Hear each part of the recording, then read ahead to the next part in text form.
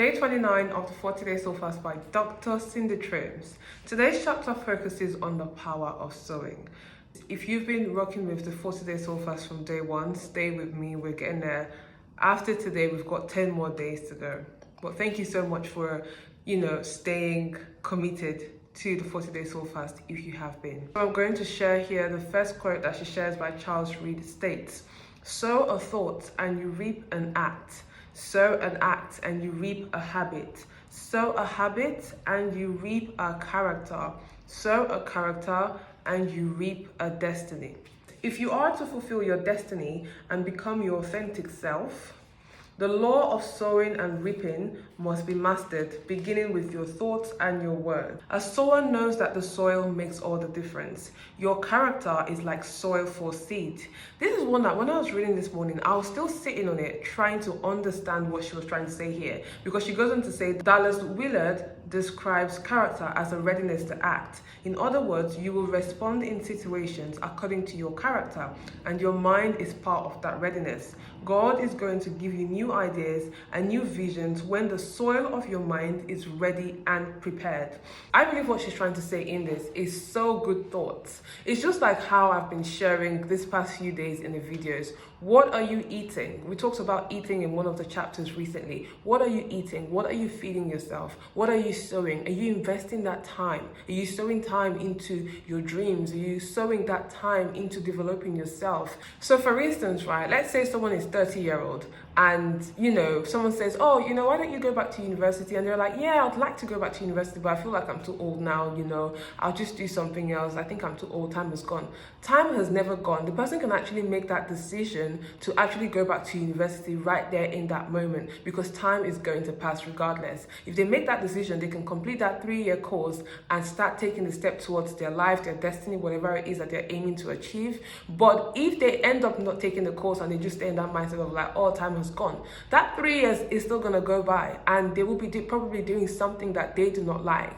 And they probably still will be in a place of misery, or hopefully we will hope for the best, right? Where they might have an epiphany, and probably they'll venture into something else and not necessarily university. But I'm just using that as an example. But I believe Dr. Cindy Trims is calling us to sow good seed into our future, even in our relationships. If you sow a seed of discord in relationships, you're going to reap the seed of discord.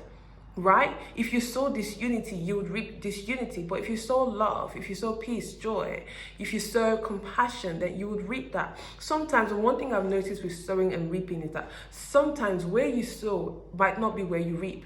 So you might sow in a place that might not value you, that might not appreciate you. But there will be a time and a place where you will surely reap, because that's just a universal law. It's a biblical principle, but it's a universal law. Right? Whatever you sow is what you reap. I believe that this is where the whole self-concept thing comes in. What you eat, what you take in comes in. They all come together. It literally all comes together. That's why I talked about in my last video that you should be careful of what you're taking in, the kind of information you're taking in, the kind of words that you release, because whatever you release from your mouth or whatever you take in, you're sowing a seed. What kind of harvest would you like to reap in the future? Would you like to reap continuous negative self-concept, bad habits, and just failure? Or would you like to reap progress, positive self-concept, resilience, strength? So I wanted to leave this question with you that she has asked here. She says, how have you used your words against yourself? Just a reminder, whatever you say to you is who you are. As a man thinketh, so is he. Whatever you say to you, whatever you think of you is who you are. You have the power to change your thoughts. The more you feed yourself those words, the more your subconscious takes that information. The more your subconscious takes that information and begins to cause you to action those words. You begin to move. You would even be surprised when you begin to act out those words that you speak to yourself. That's because you have now shifted your paradigm, you shifted your thinking. There's been a renewal that's taking place in the subconscious. I believe a true shift is a build-up of the information that it's been receiving, and then finally you get that click. Finally you get that aha moment, right? I just want you to stay encouraged. Stay encouraged. You will get there. Rome wasn't built in a day. Okay, so be patient with yourself, be compassionate with yourself, and just embrace and enjoy the journey.